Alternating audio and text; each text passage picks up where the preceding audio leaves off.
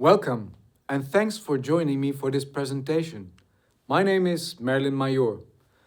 I am a philosopher and I work as an ethics expert at ING, where AI is a particular field of attention in my daily work. In this short talk, I'm going to tell you a bit more about the benefits and risks of using AI solutions in a banking environment. Especially, I'm going to talk about the ethical significance of AI and what ING is currently doing to guarantee safe and ethical use of AI. But first, let's start by imagining the following case. Some individual, let's call her Rosa, has been putting money aside for the past 10 years in case she wants to buy a house. Lately, she's become interested in buying a house. She already informed the bank how much she could lend in case, just in case. And when she finally finds a house she likes, she decides to act, as she believes now is the right time. She's put out a conditional offer on the condition that she can get the mortgage to finance the offer, which has been accepted now. Since the news, she's been over the moon and eager to close the deal she's got in contact with the preferred bank for a mortgage application. In order for her application to be reviewed, Rosa has to provide the bank with all kinds of documents, including income statements, tax reports, and official valuations of the house. Once Rosa has submitted all relevant documents, the bank will review her application. So, how does that work? A first way in which a bank can review a mortgage application is the following. After submission, a file containing the application and the required documentation end up on the desk of a bank employee. Let's call her Mary.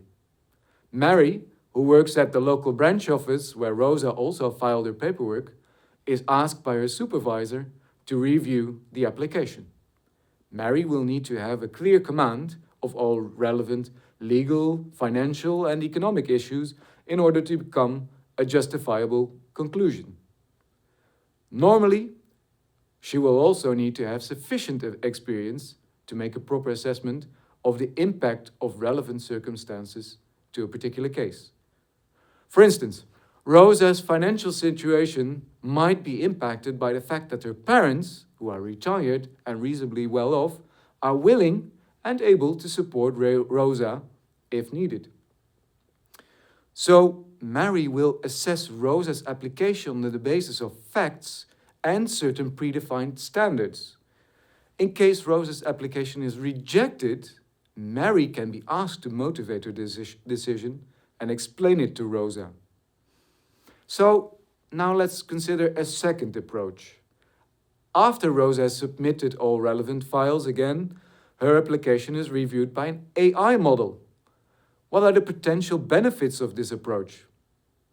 Well, for a start, an AI model will be able to analyze the application thoroughly in a matter of only minutes, if not seconds.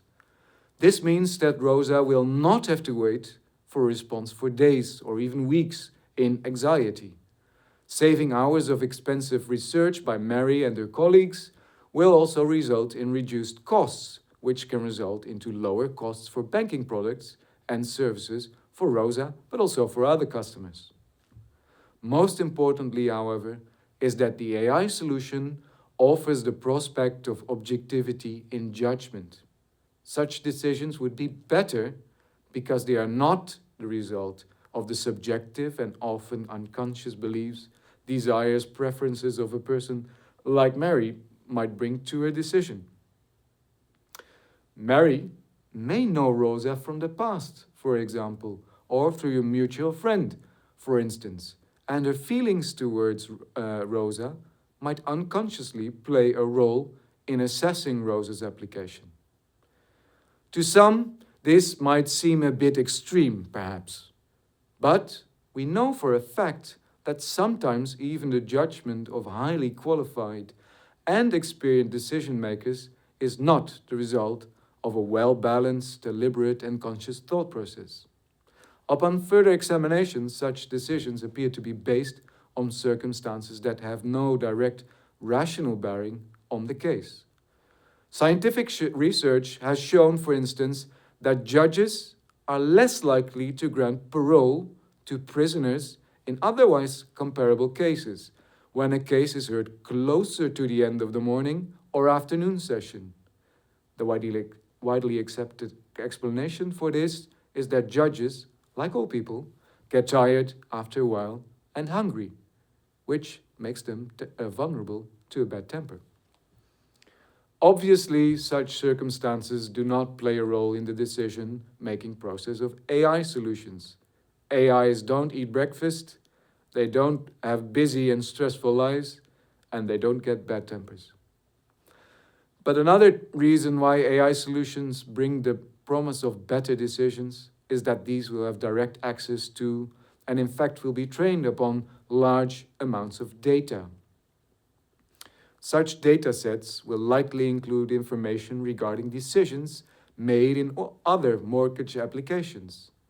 But the total data set used by the model will also be comprised of much relevant public information, such as land and housing prices, wage developments, demographics, macro and mesoeconomic developments, but also, and interestingly, private data, if available, for example, transaction data that is held by the bank. Consequently, an AI assessment tool might be able to compare Rosa's case to thousands, if not millions, other cases and make use of state-of-the-art economic and legal analysis. Such data is not always easily accessible to individual employees like Mary. What is more, it will require immense technical skill and theoretical expertise to process and analyze such quantities of data and use them in a relevant and effective manner. So even if such data can be made available, Mary, and thereby Rosa, might not have a use for it in case it's not handled by AI. So it appears there are several advantages to the use of AI in assessing mortgage applications. It is time and cost efficient, and more importantly, AI models seem better at making complex decisions, like assessing a mortgage applications, than humans. In fact, at ING, we recognize the potential benefits for many years, from offering smart alert systems for traders, algorithms for trading currencies, stocks or bonds, to tools for detecting and preventing fraud, money laundering, and terrorism financing. AI offers a range of solutions to banks that could make contributions to its competitiveness and profitability, but also be of significant value to its customers and even society. Still, at ING, we believe we need to be honest, prudent, and responsible, especially when it comes to developing and using AI. For although the potential is real, the development of AI is still very much in its infancy. Even more important, however, is that AI models, just like Mary or any human being, make mistakes. But if both humans and AI make mistakes, why should we pay special attention to AI? First, the impact of decisions by AI models is directly proportional to the number of cases that can be handled. But when the number of cases Mary can review is naturally restricted to, say, a few cases per week, the AI model will be able to process thousands, if not more, in the same time. So while the scale and speed on which AI models operate have clear benefits, they also pose risks for the impact of mistakes made by AI models potentially affects the lives of many. Yet another and perhaps more important reason why we consider the development and application of AI models with extra care at ING is that mistakes are usually not random. There is often a rule to the mistake when it comes to AI. Why? Again, let's consider how AI works. The AI models we are now considering are designed to aid us in making decisions, especially complex ones. The way this usually works is that models provide us users with predictions, which are the result of extensive analysis of data. By, for example, finding and identifying patterns in public and private data, a model might be able to predict whether a person will be able to pay back a mortgage. The predictions these models make can be extremely accurate, probably more accurate than that of any single human being. Still, accurate predictions are predictions, and predictions can always be wrong.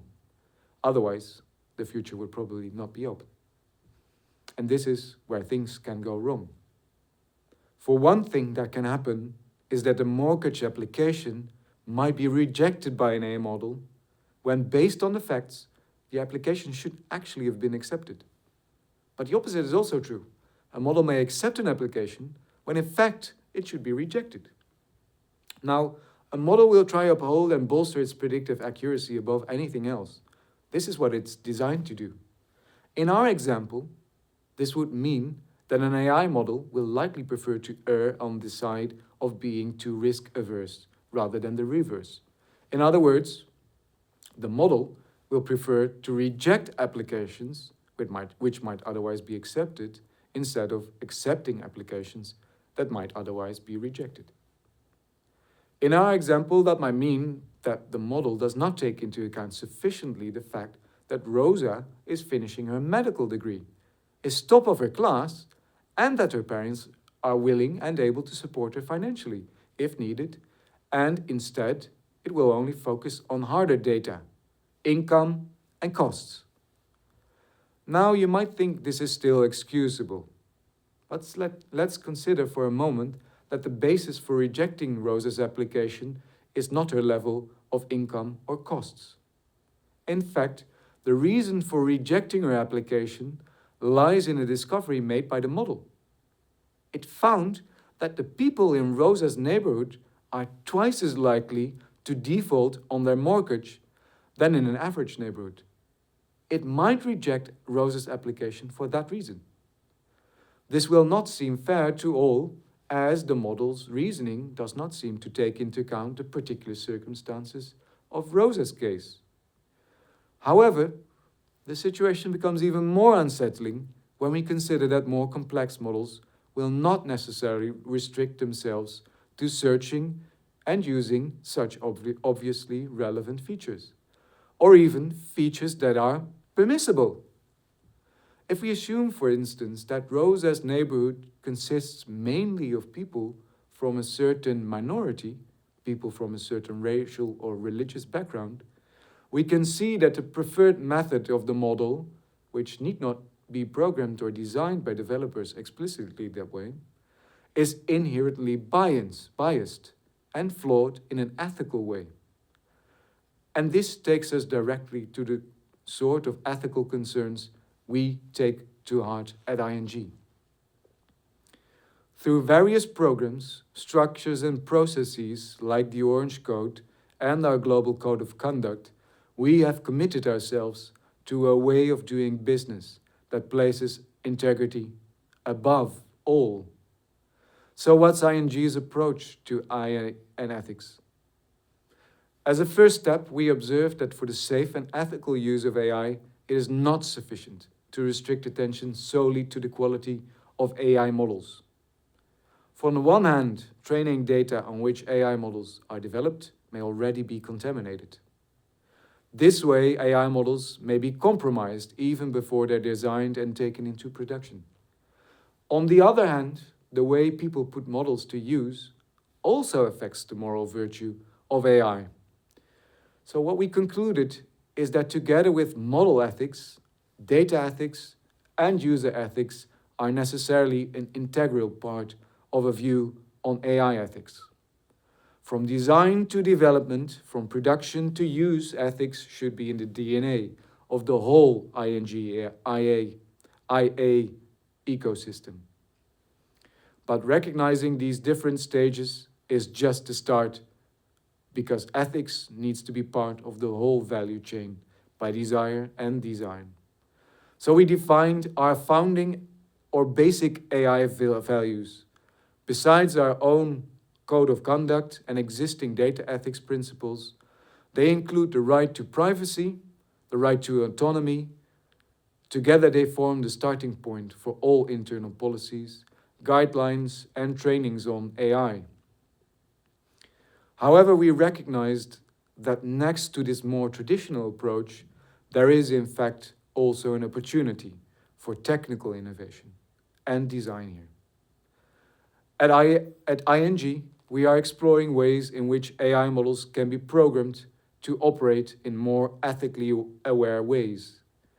To that end, it was observed that there are a number of commonly accepted principles in the AI landscape that support the ethical design and use and can be potentially formalized and programmed into algorithms. Among these commonly accepted principles are security, responsibility, transparency, explainability, and fairness. Such principles, however, are still too general. So, as a next step, such principles need to be articulated more precisely. For instance, in the case of fairness, you would need to know what is generally understood by fairness, what it means, before you turn it into code. However, this is not an easy task. People often have very different and sometimes even conflicting ideas of what is fair and unfair, right or wrong. In fact, there are 21 well-known definitions of fairness available in academic literature. All have advantages and disadvantages. Still, these philosophical notions need to be expressed in an exact mathematical way. This is a particularly challenging exercise as we almost never think about fairness and ethics in general in mathematical terms. Some philosophers would even insist that such a translation is impossible. As a final step, the mathematical definition is programmed into the algorithm's code. Let me share the following by way of a conclusion. At ING, we are very aware of corporate and social responsibility we have. Through the Orange Code and its overarching principle, integrity above all, ING has committed itself to high ethical standards. And while the promise of AI is real, we should not confuse optimism with naivety. Any decision, whether taken by human or machine, needs to live up to expectations implied by those ethical standards.